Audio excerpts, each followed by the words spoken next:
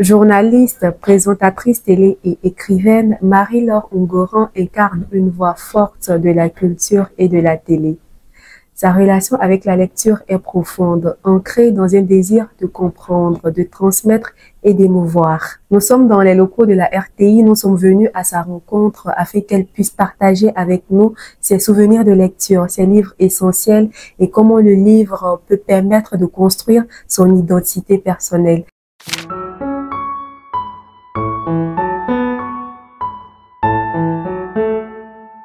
Bonjour Madame Ungoran. Bonjour. C'est un plaisir pour nous de vous avoir pour la rubrique dans la bibliothèque 2. Merci d'avoir accepté l'invitation. C'est moi plutôt qui suis honorée.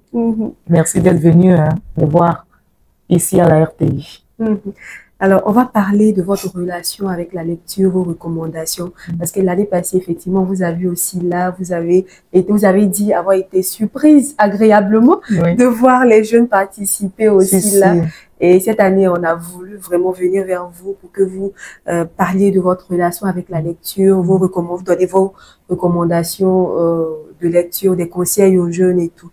Donc, vous, en tant que femme dans les médias et écrivain, quel est le livre qui vous a le plus marqué et pourquoi?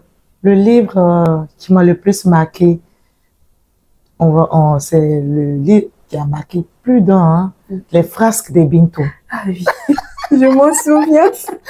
Oui, en tant qu'adolescente, c'est un livre qui a marqué tout un chacun.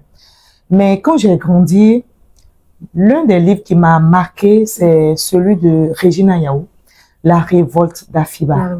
La révolte d'Afiba. C'est une dame audacieuse qui a décidé de s'insurger contre les coutumes, contre les habitudes qui étaient déjà nées et auxquelles on ne pouvait pas faire face.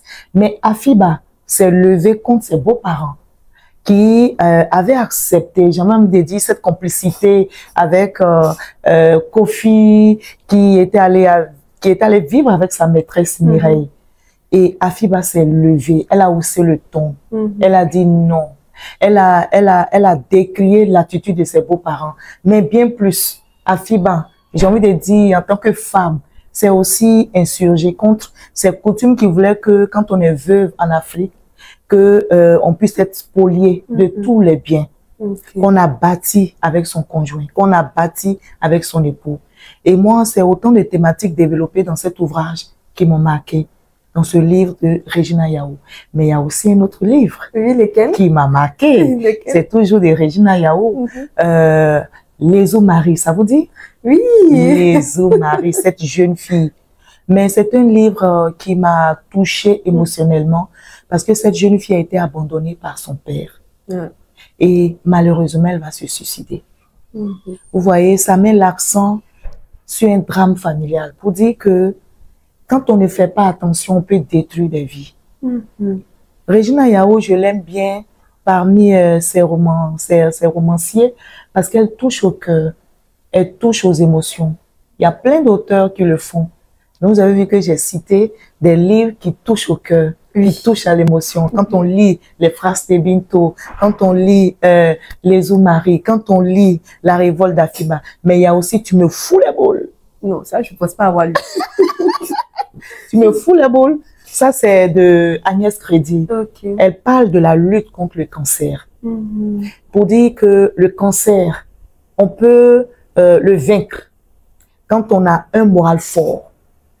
On peut le vaincre, mais quand on fait un dépistage précoce. C'est ça. Et puis le dernier livre qui m'a marqué. J'ai envie de dire l'avant-dernier livre parce qu'il y a celui-là. Ah oui, j'en venais justement. Il y a ce livre aussi, Jeunesse, de Paul Oulaye, qu'on appelle Pablo dans le livre. Il est intitulé Drogue et rédemption. Drogue, pour parler de la drogue et ce fléau malheureusement qui détruit la jeunesse. Mais il parle de rédemption. Ça veut dire qu'il y a espoir quand on décide de tourner le dos à la drogue. Quand on décide de dire non à la drogue, il y a rédemption. Il y a donc espoir pour ceux qui décident de dire non à la drogue. Et ce livre me marque parce que Pablo, ici, raconte sa vie. Paul Oulaye, Pablo dans le livre, mais Paul Oulaye, qui est l'auteur de cet ouvrage, c'est sa vie qu'il raconte. Et il raconte sa vie sans porter des gants. Et ça m'a touché. Parce qu'il parle à cœur avec les jeunes lecteurs, pour dire que certainement vous êtes engouffrés dans la drogue. Vous êtes certainement dans un trou béant, dans un trou noir. Mais vous pouvez vous en sortir si vous décidez. Parce que la décision est importante. Lui, il a décidé à un moment donné de sa vie. Parce que la drogue l'avait détruit. Mais il a décidé. Donc, la vie est une question de décision. On dit oui ou on dit non. Il faut dire oui aux choses de valeur. Mais il faut dire non à ce qui peut te ramener en arrière. Et vous aussi, vous avez certainement été inspiré par vos lectures. Et vous, et tous ces livres que j'ai lus, parce que ça m'a inspiré. Vous voyez, c'est ça aussi l'importance du livre. Justement. Je veux dire, ça t'enrichit et surtout ça égrène ton imagination. Et moi, ça m'a amené donc à écrire Le combat d'une héroïne. Et si c'était une histoire vraie. Ah oui, et si c'était une histoire vraie, et si c'était son histoire qu'elle racontait. Bon, mais ce qui est intéressant, c'est que le roman, c'est vrai, c'est une fiction, mais qui s'inspire aussi de faits réels. Pas forcément, les miens, pas forcément les faits qui sont relatifs à la vie de Marie-Laure, mais je suis journaliste, vous le savez, et le journaliste ou le reporter, c'est celui qui rapporte ce qu'il a vu, entendu, senti sur le terrain. Et moi, j'ai été très souvent sur le terrain, j'ai entendu des témoignages, j'ai entendu des situations, j'ai vu des situations, j'écume souvent des prisons, des orphelinats, et j'ai été touchée émotionnellement par une histoire d'une jeune fille qui a été violée. Et à partir de cette histoire, j'ai construit moi-même une autre histoire. Vous voyez ce que le livre fait. On vit plusieurs vies, on explique plusieurs vies, vraiment on transmet des émotions. Et ce qui est intéressant, tu te construis toi-même ton monde, et puis tu es maître du jeu. C'est ça. Tu peux entrer, tu peux sortir, tu peux faire tout ce que tu veux. C'est ça le livre. Et moi, je m'évade. Parce que l'écriture, pour moi, comme Regina Yao, que j'aime bien, Regina Yao dit, l'écriture, c'est ma richesse, c'est ma plus grande richesse. Ça me permet de m'exprimer comme je veux. Je m'évade. Je veux dire, je peux décider d'aller en haut, de redescendre, d'aller à gauche, d'aller à droite. C'est moi le maître, je suis le chef d'orchestre. Vous êtes plutôt quel type de livre? Livre papier, livre numérique ou audio? J'aime de dire tout. Tout, ok. Tout ce qui touche au livre, quel que soit le moyen qu'on peut utiliser pour s'imprégner du livre ou pour lire. Moi, je suis pour tout. Que ce soit le livre papier, mais j'encourage surtout le livre papier parce que il y a quelque chose de magique. Vous voyez, prendre un livre comme ça en main, tourner les pages, il y a cette relation intime que vous tissez. Voilà, il y a un lien que vous tissez avec le livre. Bon, par voie numérique, je n'ai pas envie de décrire cela parce qu'on peut être amené dans une situation, on peut être peut-être dans un bus, avoir son téléphone qui aujourd'hui est à portée de main. Et même les livres audio qu'on peut écouter. Qu'on peut écouter avec voilà, son écouteur. Donc, moi, je suis pour tous les moyens, mais voilà, j'apprécie le livre papier parce que je tisse cette relation intime avec le livre papier. Et puis, il y a une émotion, voilà, que vous vivez qui ne se décrit pas, en fait. Et là, je vais vous demander un exercice très, très difficile. Ça se sent que vous vivez les livres, vous faites un avec la lecture. Et ça, c'est grâce à mon père aussi. Ça, c'est une fenêtre ça remonte à très longtemps. Ça remonte à très longtemps. Vous voyez les livres Soleil, Tieni Banani. Vous voyez, quand mon père revenait tous les jours, il venait avec un livre pour moi. Et ça a fait que je me suis habituée et il m'a initiée, en fait, à la lecture. Et j'ai grandi avec. D'accord. Donc, je disais, je vais vous demander un exercice très difficile. J'espère que je vais trouver. Parmi tous les livres que vous avez lus, mais vraiment, c'est un choix que je vous demande de faire. Ça doit être très difficile. Si vous devez garder que 3 livres dans votre bibliothèque, que 3, parmi tous les livres que vous avez lus, ici, il n'y avait que 3 livres à choisir. Je n'ai pas fait déjà. Je vais prendre le livre de 2 confrères. Oui. Et puis, je peux aussi mettre mon livre dans la bibliothèque. Bien sûr, bien sûr. Donc, je commence par Le combat d'une héroïne. Et si c'était une histoire vraie, je vous recommande ce livre. Allez, il faut l'avoir dans votre bibliothèque. Et on peut facilement lire. On peut facilement lire. Vous voyez, c'est le style journalistique que j'ai utilisé. Sujet, verbe, complément. Des phrases simples. pour permettre aux lecteurs vraiment de se retrouver dans mon histoire. Et c'est pour tous ceux qui savent lire et écrire. C'est-à-dire, quel que soit le niveau que vous avez, vous pouvez comprendre le combat d'une héroïne. Le deuxième livre que je voudrais recommander, c'est le premier pilote d'Houphouët-Boigny. Ok. Le général Abdoulaye. Et c'est un livre qui a été écrit par Moussa Traoré dit MT. C'est un livre témoignage.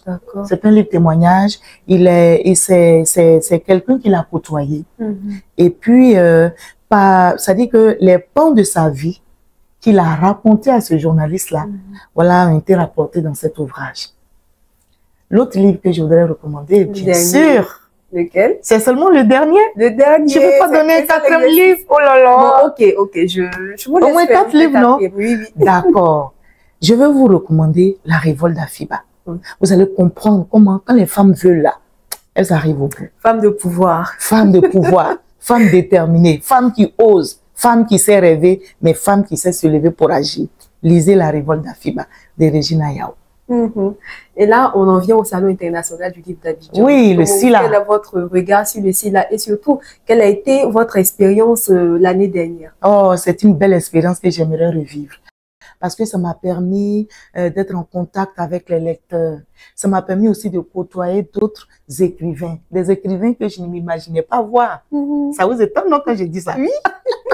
C'est vrai qu'il y a beaucoup que j'avais déjà interviewé à la page culture, mais il y en a que je n'avais pas vu, j'en avais entendu parler, parce qu'ils sont venus aussi d'autres pays, oui, même du Canada et d'autres. Kenya. Du Kenya. Franchement, cette connexion, cette communion-là, j'ai envie de revivre le SILA prochain, aussi rapidement. Ok, donc un appel à lancer à tout le monde, aux jeunes, aux moins jeunes, surtout. À tout le monde. Vous voyez ce que le livre a provoqué en Marie-Laure, c'est que le livre m'a permis d'écrire un autre livre. Moi, je vous invite tout simplement à être ami du livre. On peut avoir d'autres sujets de divertissement, mais que le livre soit au centre de vos divertissements. Parce que ce qui est intéressant, c'est que le livre enrichit vos connaissances. C'est que le livre vous permet de connaître la culture des autres. Mais en même temps, le livre vous permet de poser des pas nouveaux. Parce que celui qui ne lit pas, moi je dis, il est un peu lié. Mais celui qui lit, il est ouvert au monde. Ça vous permet de connaître la culture des autres. Je vous invite donc au SILA prochain. Rendez-vous au SILA 2025. 2025. Ne ratez pas ce au 10 mai 2025. Au parc des expositions. Au 10 mai 2025. Moi, j'y serai. Et vous? Et vous? On vous attend.